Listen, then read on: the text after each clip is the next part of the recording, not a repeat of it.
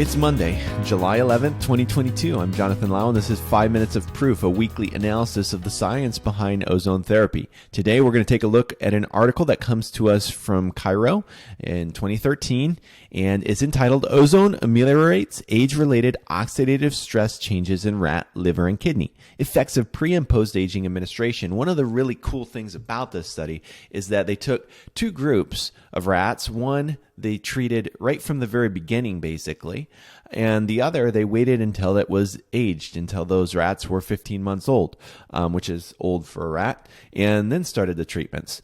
And so this really helps us to see the effects of ozone preventatively. Off the bat when you have an animal who's young. And I want to state this right here because I think it's vital and important. For those of you who are veterinarians and watching this, I think a crucial way to help care for the pets that you are overseeing from the clients who come to you is to have some sort of wellness program in place to treat animals preventatively, to avoid the diseases that you often see later on in life.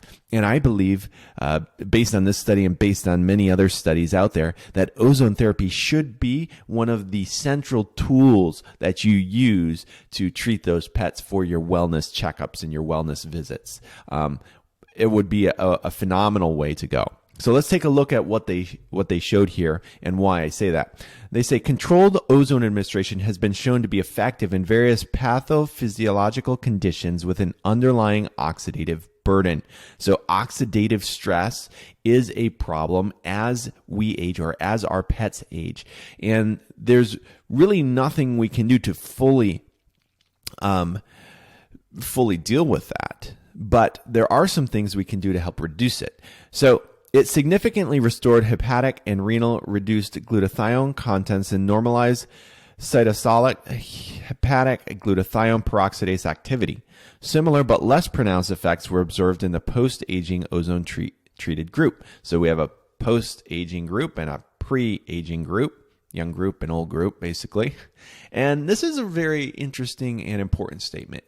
Aging is a normal, complex physiological process. It is characterized by a variety of morphological and biochemical changes that occur from maturity to senescence. These changes trigger a progressive decline in multiple organ systems, thus rendering the organism more vulnerable to disease and toxicity, eventually leading to death. The process of aging still remains an unresolved biological problem, cannot be clarified by a single gene or the decline of a key body system. So in essence, we're dealing with a very big philosophical issue here and physical issue as well, which is the aging process.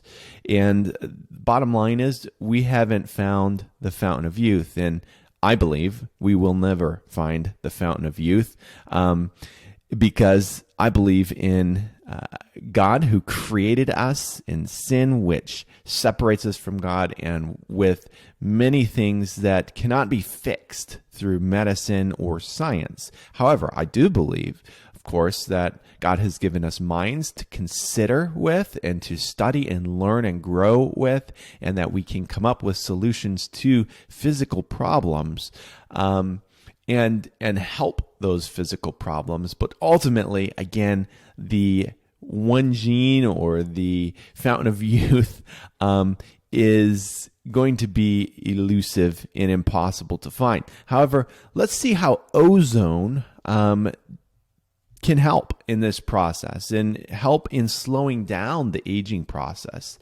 Improving the aging process to achieve healthy aging, if there is such a thing, healthy aging, aging and being able to continue living in a way that we would like to live, in a way that allows us to be active and not in pain. That would be, I guess, the healthy aging process.